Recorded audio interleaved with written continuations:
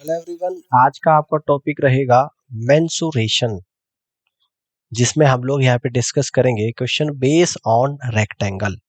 Rectangle यानी कि आयत।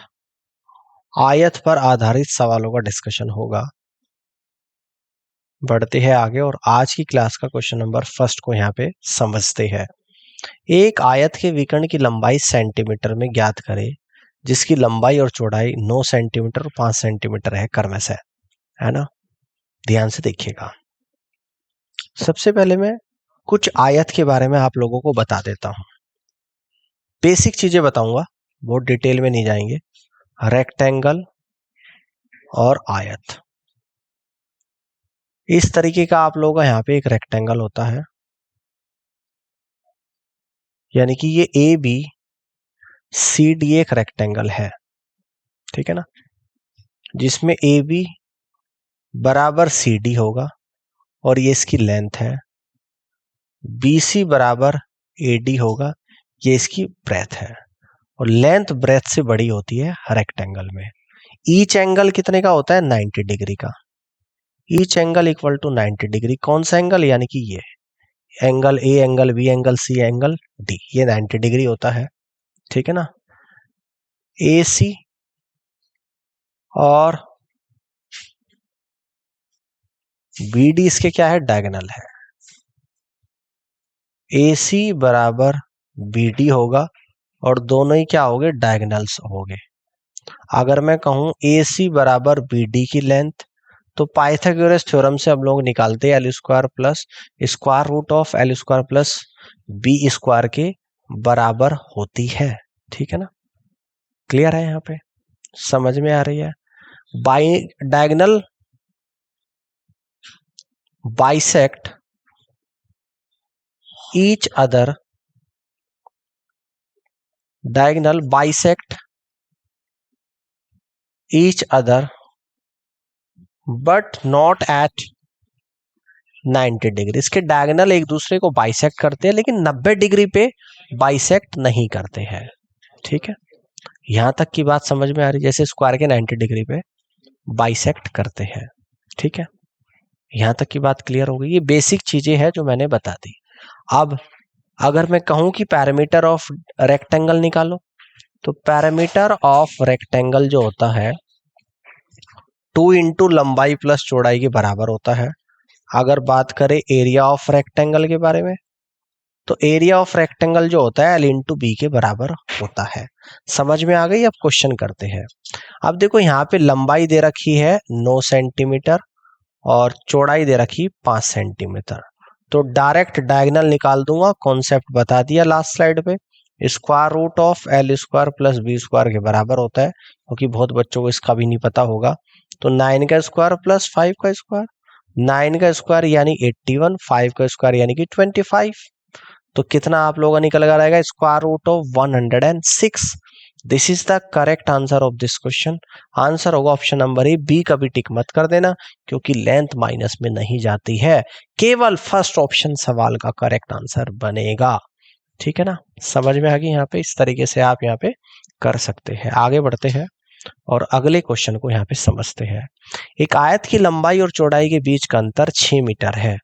इसकी परिधि 64 है, तो इसका क्षेत्रफल बताओ। मैं मान लेता हूं कि let the breadth of A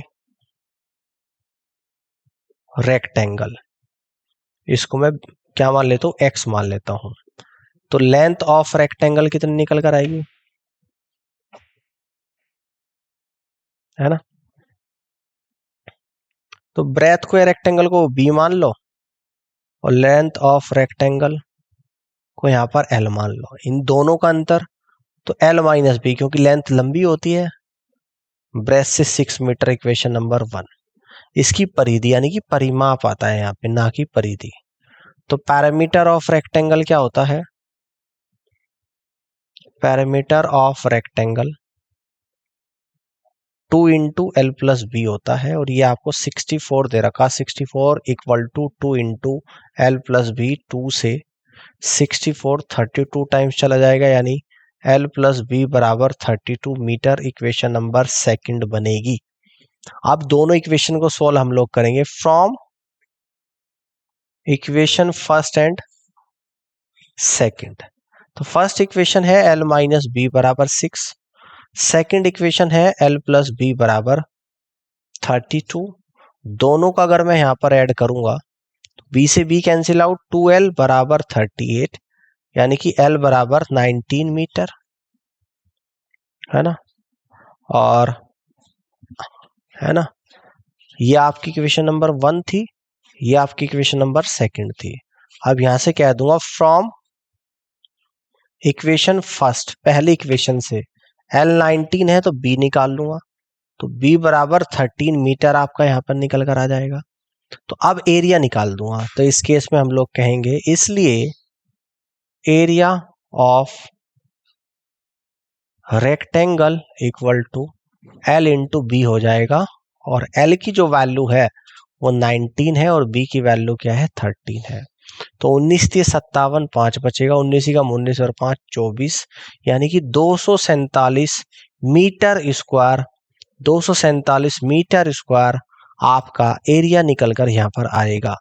247 metre square, इसको ऑप्शन बी करना, इसको सी करना, इसको बी करना, इसको सी करना। 247 मीटर स्क्वायर आपका एरिया यहाँ पे निकल कर आएगा, और इस तरीके से आप क्वेश्चन को सॉल्व यहाँ पे कर सकते हैं। आई होप कि ये क्वेश्चन आप सभी को समझ में आ गया होगा। इस तरीके से एरिया ऑफ रेक्टेंगल निकाल सकते हैं। नेक्स्ट क्वेश्चन को यहाँ पे समझते हैं, देखिएगा। सुरेश को एक आयताकार मैदान को 52 मीटर प्रति मिनट की गति से तिरछे पार करने में 15 सेकंड का समय लगा, और राजेश को उसी जमीन को उसके किनारे से 68 मीटर प्रति मिनट की गति से पार करने में समान समय लगा। जमीन का क्षेत्रफल, यानी कि एक आयताकार मैदान है इस तरीके से, क्या आपको दिख रहा है, ABCD एक आयताकार मैदान है। इसकी लंबाई AB को L मान लेता हूं, चौड़ाई BC को B मान लेता हूं। इसके डायगनली अगर A से C पार करोगे तो डायगनल क्या आता है, square root of L square plus B square. अब अगर हम लोग सुरेश की बात करें तो सुरेश इसको डायगनली पार करता है, यानी कि A से C पे पहुंचता है। रफ्तार है 52 मीटर प्रति सेकंड और 15 सेकंड में। तो डिस्टेंस बराबर क्या होता है, स्पीड इनटू टाइम होता है। तो डिस्टेंस क्या है इसकी, यानी कि L square plus B square square root के अंदर, यही तो A से C डिस्टेंस है। स्पीड है 52 मीटर पर मिनट और टाइम लग रहा है 15 सेकंड। इस सेकंड को भी मिनट में चेंज करूंगा, 15/60 मिनट आएगा, मिनट से मिनट कटेगा, 15 से 60 4 बार, और 4 से 52 13 बार। तो आप लोगों का फाइनली 13 मीटर यहाँ पे निकल कर आएगा। कितना आएगा, 13 मीटर निकल कर आएगा। ये आपकी इक्वेशन नंबर 1 बन गई। अब कह रहा है कि अगर हम लोग राजेश के बारे में बात करें तो राजेश पहले A से B जाता है और B से C, यानी कि इसकी डिस्टेंस है। तो यानी कि इस बार भी फॉर्मूला डिस्टेंस बराबर स्पीड इनटू टाइम लगाएंगे, तो राजेश की डिस्टेंस है L प्लस B। स्पीड कितनी है राजेश की, 68 मीटर पर मिनट, और टाइम कितना लग रहा है 15 सेकंड। सेकंड को मिनट में चेंज करेंगे, 15/60 मिनट, मिनट से मिनट, 15 से 60 4 बार, और 4 से 68 17 बार, यानी L plus B equal to 17 क्या आएगा, मीटर। इक्वेशन नंबर सेकंड आप लोगों की यहां पर आएगी, है ना। अब देखो मैं कहूंगा squaring both sides of equation first, तो क्या निकल कर आएगा, L स्क्वायर प्लस का B स्क्वायर इक्वल टू 13 का स्क्वायर, यानी कि 169। अब इसी तरीके से मैं क्या करूंगा, squaring both sides of equation second, तो ये क्या निकल कर आएगा, यानी L प्लस B का स्क्वायर इक्वल टू 17 का स्क्वायर, तो L square plus B square plus का 2 इंटू LB इक्वल टू 289। तो इक्वेशन फर्स्ट से ये वैल्यू रख दूंगा यहाँ पे, L इंटू बी स्क्वायर की 169 प्लस का 2 इंटू LB इक्वल टू 289। यानी कि 2 इंटू एल बी बराबर 289 माइनस का 169 इक्वल टू, ये आपका निकल कर आ जाएगा 120। आपको निकालना है इसका क्षेत्रफल, यानी एरिया क्या होता है, या इसको मैं इस तरीके से कह दूंगा कि एल बी इक्वल टू 120/2 यानी कि 60 आएगा। और एरिया जब हम लोग निकालेंगे तो ये होता है क्या होता है एरिया, एल इंटू बी होता है, जो कि 60 निकल कर आया, और मीटर स्क्वायर। यही इस क्वेश्चन का राइट आंसर यहाँ पर बनेगा। और आप कह दोगे कि D is the correct answer of this question. इस तरीके से आप सवाल को यहाँ पे सॉल्व कर सकते हैं। 60 मीटर स्क्वायर सवाल का करेक्ट आंसर यहाँ पर बनेगा, और डी ऑप्शन सवाल का राइट आंसर होगा। नेक्स्ट क्वेश्चन को समझते हैं ध्यान से। एक आयत का परिमाप उस वर्ग के परिमाप का दोगुना है जिसकी भुजा 18 इकाई है। यदि आयत की चौड़ाई 45 मीटर है तो इसका क्षेत्रफल क्या होगा। तो सबसे पहले हम लोग लेंथ मान लेते हैं, यानी कि let the length of a rectangle equal to L. अब अकॉर्डिंग टू क्वेश्चन, आयत का परिमाप होता है 2 इंटू लंबाई प्लस चौड़ाई, आपको 45 दे रखी है, और वर्ग का परिमाप, वर्ग की भुजा 18 है तो परिमाप होगा 4 इंटू 18। अब क्या कह रहा है कि आयत का परिमाप वर्ग के परिमाप का 2 गुना है, वर्ग का डबल है। अगर वर्ग के परिमाप में 2 की गुणा कर दूं तो दोनों को एक दूसरे के बराबर कर दूंगा, तो इस 2 से 2 कटेगा, एल प्लस 45 बराबर 18 चौका 72, तो एल बराबर 72 माइनस 45, तो ये आप लोगों का निकल कर आएगा, यानी कि 22 और 5 27। क्लियर है, 27 मीटर। तो इसका एरिया पूछ रहा है, यानी कि area of rectangle L into B होता है, एल 27 है, बी 45 दे रखा है, गुणा करेंगे 7 पंजे 35 तो 3 बचेगा, 7 चौक 28 और 10 38, और 3 41 का 1 तो 4 बचेगा, 4 दूनी 8 और 4 12 आ जाएगा, यानी कि 1215 यूनिट स्क्वायर आप लोगों का यहाँ पर निकल कर आएगा। ठीक है ना, यूनिट स्क्वायर आप लोगों का यहाँ पर निकल कर आएगा।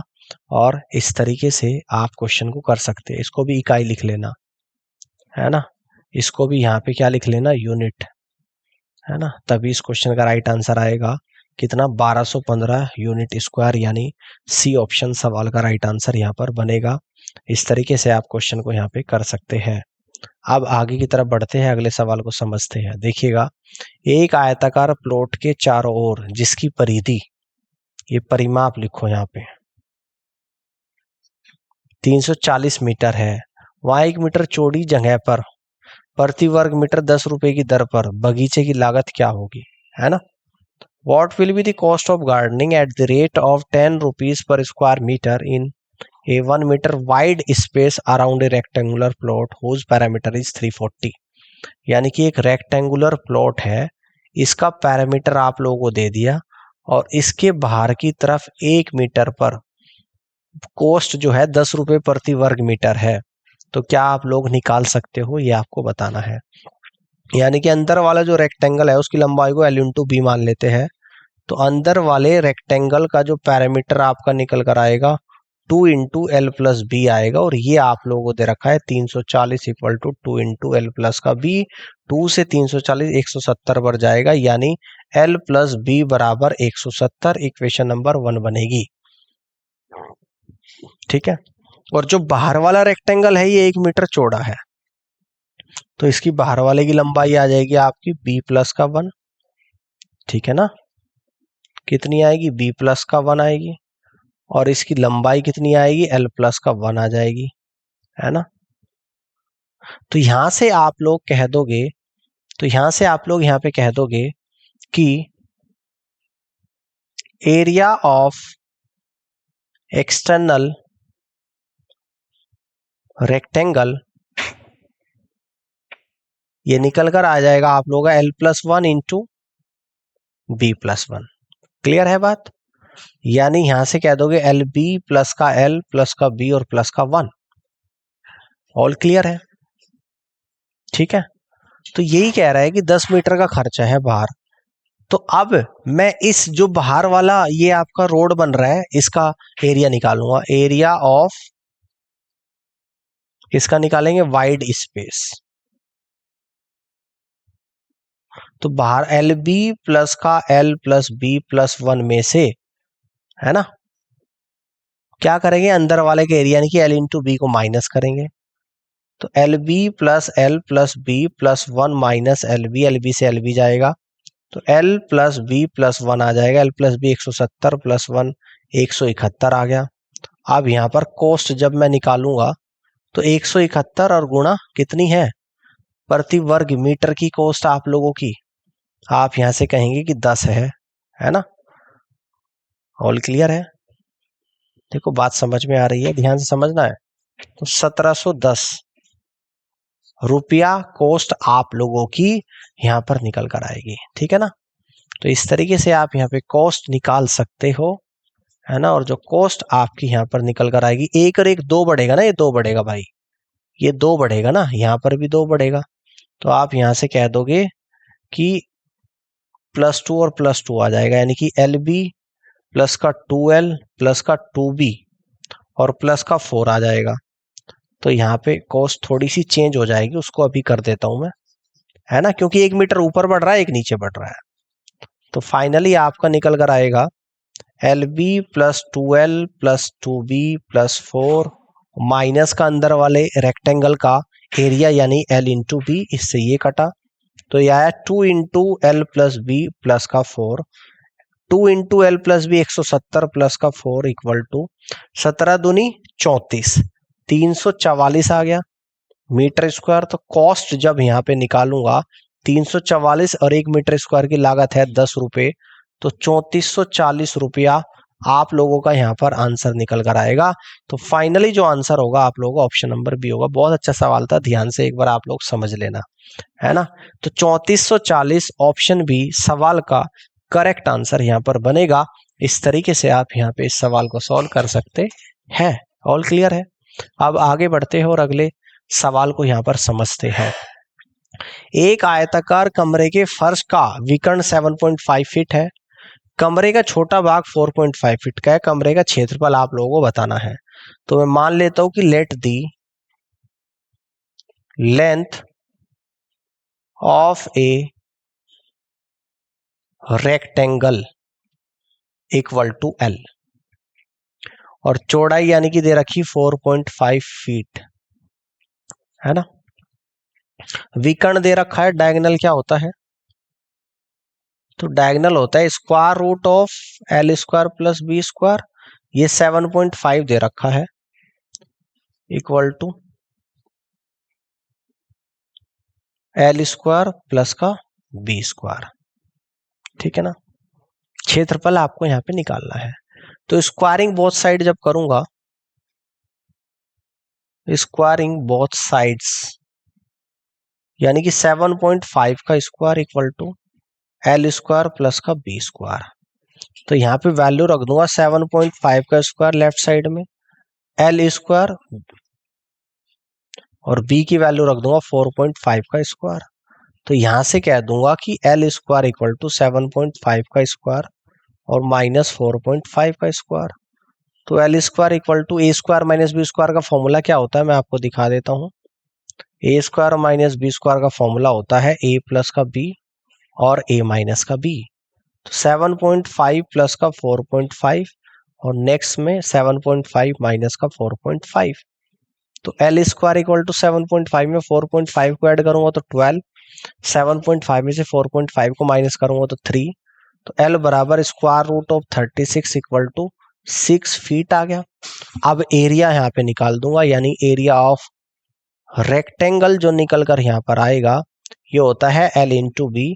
तो एल 6 है और बी आप लोगों को पता है ऑलरेडी गिवन है 4.5 है, तो यानी कि 27 फीट स्क्वायर इस क्वेश्चन का करेक्ट आंसर यहाँ पर बनेगा और फर्स्ट ऑप्शन सवाल का राइट आंसर होगा।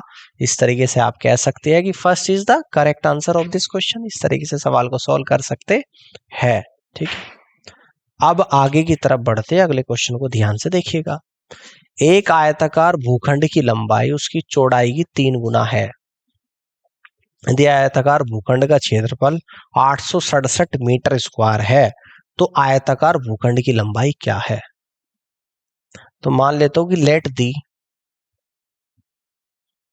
Breath of a rectangular plot, इसको मैं मान लेता हूं कि x है, तो लेंथ कितनी आ जाएगी, चौड़ाई की 3 गुणी यानी कि 3x आ जाएगी।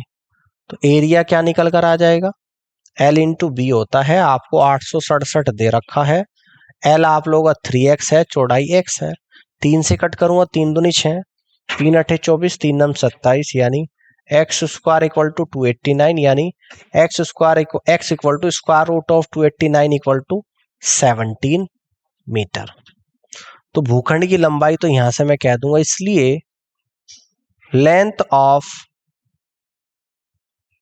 रेक्टेंगुलर प्लॉट इक्वल टू कितनी है आप लोगों की, 3x है, तो यानी कि 3 इंटू एक्स कितना है, 17, तो 17 मीटर आप लोगों की लेंथ यहां पर निकल कर आ गई, और ऑप्शन सी सवाल का करेक्ट आंसर आ चुका है। इस तरीके से आप यहां पे सवाल को सोल्व कर सकते हैं। 51 metre is the correct answer of this question. All clear है। अब आगे समझते हैं अगले सवाल को, ध्यान से देखिएगा। एक आयताकार कालीन का क्षेत्रफल 120 मीटर स्क्वायर है और इसकी परिधि 46 मीटर है। ये परिधि मत लिखना, यहाँ पे परिमाप, परिधि होती है सर्कल की। इसके विकर्ण की लंबाई आप लोगों को बतानी है। तो जो पैरामीटर होता है रेक्टेंगल का, अगर लंबाई l है और चौड़ाई b है, तो parameter equal to 2 into L plus B होता है। ये आपको 46 गिवन है, तो equal to 46 equal to 2 into L plus का b, तो 2 से 46 23 टाइम्स चला जाएगा, यानी l प्लस बी बराबर 23, इक्वेशन नंबर 1। एरिया क्या होता है, एरिया होता है l इंटू बी, या आप लोगों को 120 दे रखा equal to l into B, equation number 1 बन गई है। ऑल क्लियर है। अब ध्यान से देखिएगा, squaring both sides of equation first, यानी l प्लस बी का स्क्वायर करूंगा और 23 का भी स्क्वायर करूंगा, तो l square plus B square plus का 2 into L B equal to 23 का स्क्वायर 529। आप ध्यान से देखिएगा, L square plus B square plus का सेकंड इक्वेशन से एल इंटू बी की वैल्यू रख दूंगा, 2 इंटू 120 इक्वल टू 529। तो एल स्क्वायर प्लस का B square equal to 529 minus का 240 इक्वल टू, ये कितना आएगा, 529 में से 240 को माइनस करूंगा 9, 12 में से 4 गए 8, यानी कि 289। तो एल स्क्वायर प्लस का बी स्क्वायर इक्वल टू 289। और डायगोनल क्या होता है भाई साहब, ध्यान से देखिएगा, तो डायगोनल जो होता है आप लोगों का square root of L square plus B square, तो इसकी वैल्यू 289 है, square root of 289 equal to 17 metre. इस क्वेश्चन का डायगोनल यहां पर निकल कर आएगा, और यही इस क्वेश्चन का राइट आंसर भी होगा, और आप यहां से कह सकते हैं कि D is the correct answer of this question. इस तरीके से आप सवाल को सॉल्व यहां पे कर सकते हैं। तो उम्मीद करता हूं कि ये क्वेश्चन भी आपको यहां पे समझ में आ गया होगा। इस तरीके से आप यहां पे कर लोगे, ठीक है, समझ में आ गई बात। तो फिलहाल के लिए इतना ही, बाकी आगे के क्वेश्चन में अगली क्लास में डिस्कस करूंगा। तो इसमें आज इतना ही, और इस पूरी क्लास को देखने के लिए आप सभी का बहुत बहुत धन्यवाद।